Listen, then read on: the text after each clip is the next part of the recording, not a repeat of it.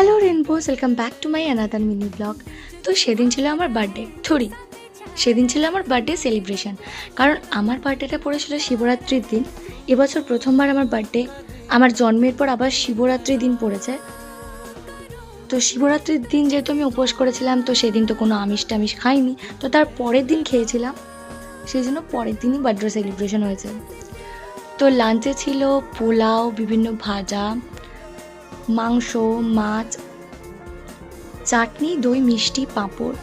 তো আমি তো এত খেতে পারিনি, ওই ভিডিওতেই তোমাদেরকে দেখাচ্ছি।